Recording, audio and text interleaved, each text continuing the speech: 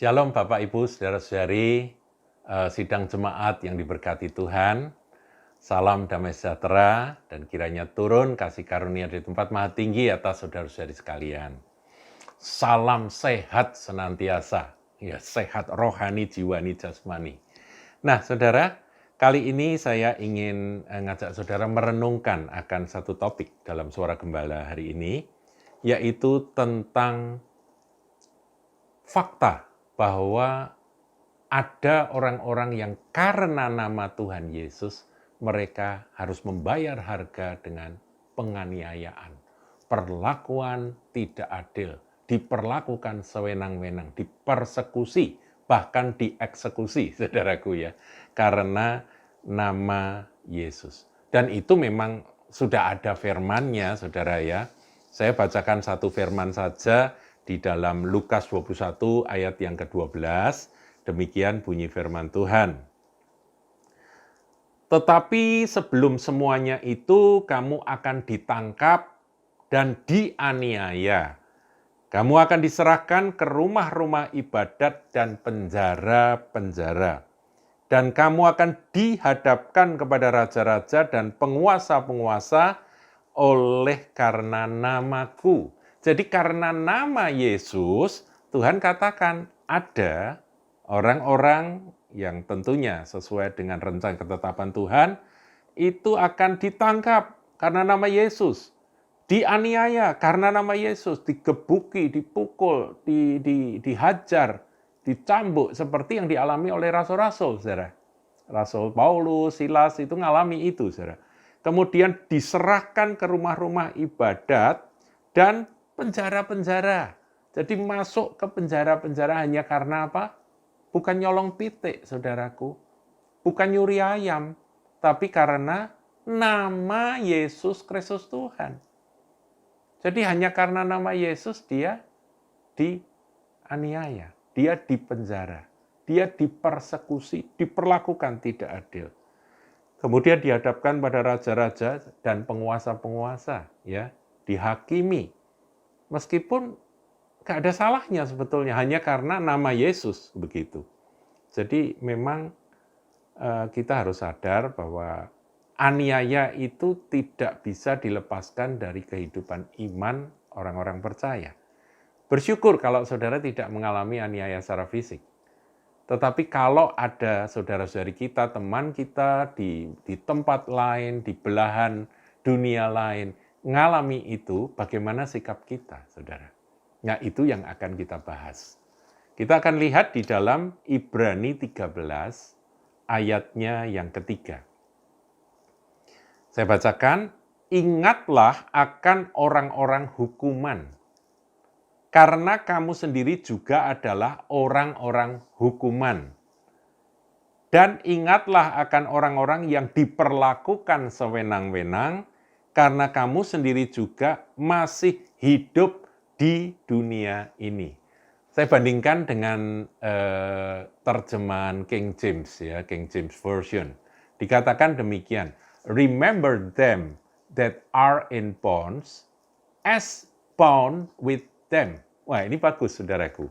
Kalau diterjemahkan secara bebas begini, ingatlah mereka yang inbound itu terikat atau terpenjara, begitu aja ya. Ingatlah mereka yang terpenjara, tentunya karena iman. Sebagaimana engkau terpenjara bersama dengan mereka. Jadi kita ini harus punya empati, perasaan tubuh Kristus, di mana kalau ada saudara-saudari kita ngalami persekusi, ngalami aniaya karena nama Tuhan Yesus, dan kita mendengar akan informasinya. Nah, saudara, hari-hari ini informasi tak terbatas ya. Kalau saudara buka YouTube, saudara lihat semua siapa yang kena persekusi itu di Indonesia ada. Ya, saudara bisa lihat. Nah, bagaimana sikap kita ketika ada saudara-saudari kita karena nama Yesus? Mereka yang dari agama lain kemudian mengalami perjumpaan dengan Tuhan Yesus, kemudian mereka mengikut Yesus, dan karena itu mereka diusir oleh keluarganya, mereka dipersekusi, mereka bahkan sampai masuk ke penjara dengan tuduhan-tuduhan palsu. Tuduhan yang mestinya ya Apakah benar seperti itu? Kita sulit untuk bisa membahasnya, saudara. Nah, kita harus merasa sama seperti mereka yang sedang terpenjara. Jadi seakan-akan engkau terpenjara bersama dengan mereka. Kemudian, and them which suffer adversity ini diterjemahkan mistreated. Mereka yang diperlakukan sewenang-wenang. Nah, dalam hal ini terjemahan Indonesia bagus, saudaraku.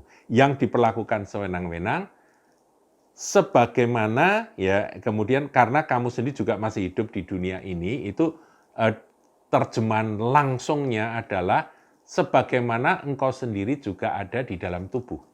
Nah, saudara, kata tubuh di sini saya menafsirkan dua, yaitu kita ini masih punya tubuh jasmani, jadi kita ini mestinya ikut merasakan bagaimana sih rasanya orang terpenjara, bagaimana diperlakukan sewenang-wenang, kita ikut merasakan karena kita sama-sama ada dalam tubuh jasmani. Itu tafsir pertama, pengertian pertama. Nah, pengertian yang kedua, as being yourselves also in the body, itu artinya engkau juga di dalam tubuh Kristus.